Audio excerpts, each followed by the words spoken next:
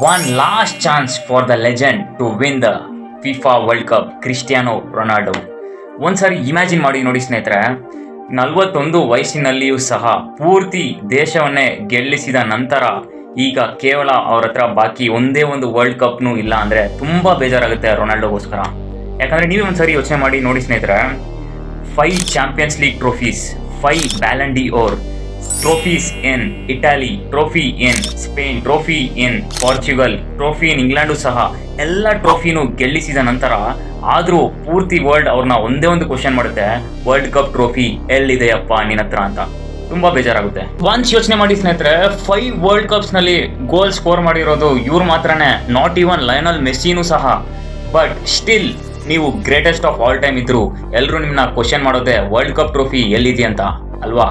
So finally ಈ ಬಾರಿ ಅವರಿಗೆ ಫೈನಲ್ ಚಾನ್ಸ್ ಇದೆ ವರ್ಲ್ಡ್ ಕಪ್ ಗೆಲ್ಲೋದಕ್ಕೆ ಸ್ನೇಹಿತರೆ. ಸೊ ನನ್ನ ಸಪೋರ್ಟ್ ಅಂತೂ ಫುಲ್ ಅವರ ಪಾರ್ಚುಗಲ್ ಟೀಮ್ ಅವರಿಗೆ ಮತ್ತೆ ರೊನಾಲ್ಡೋಗೆ ಇರುತ್ತೆ. ಜಸ್ಟ್ ಒಂದ್ಸರಿ ಯೋಚನೆ ಮಾಡಿ ಸ್ನೇಹಿತರೆ, ಅವ್ರ ಬ್ಯಾಕ್ ಗ್ರೌಂಡ್ ಎಂತ ಪೂವರ್ ಆಗಿತ್ತು ಅಂದರೆ, ಅದು ಮಡೇರಾ ಅಲ್ಲಿ ಬಾರ್ನ್ ಆಗ್ತಾರಲ್ವಾ, ಅಲ್ಲಿ ಲಿಸ್ಬೋನ್ ಅಲ್ಲಿ ಮ್ಯಾಚಸ್ ಅವರು ಪ್ರಾಕ್ಟೀಸ್ ಮಾಡ್ತಿರೋ ಫುಟ್ಬಾಲ್ಗೆ ಅವ್ರಿಗೆ ಹೊಟ್ಟೆ ಹಸಿವಿದ್ದಾಗ ಫ್ರೀಯಾಗಿ ಬರ್ಗರ್ಸ್ ಎಲ್ಲಿ ಸಿಗ್ತಿತ್ತು ಅದನ್ನ ಸೇವಿಸಿ ಜೀವನ ಮಾಡ್ತಿದ್ರು. ಯಾಕಂದರೆ ದುಡ್ಡು ಇರ್ತಿದ್ದಿಲ್ಲ ಅಲ್ವಾ. ಅವ್ರ ಅಮ್ಮನೂ ತುಂಬ ಕಷ್ಟಪಟ್ಟು ಅವ್ರನ್ನ ಒಂದು ಒಳ್ಳೆ ಪ್ಲೇಯರ್ ಆಗಿ ಮಾಡಿಸಿದ್ದಾರೆ. ಇಂಥ ಒಬ್ಬ ವ್ಯಕ್ತಿಗೆ ನಾವು ಖಂಡಿತವಾಗಿ ಸಪೋರ್ಟ್ ಮಾಡಲೇಬೇಕು ಅಂತ ನನ್ನ ಅನಿಸಿಕೆ.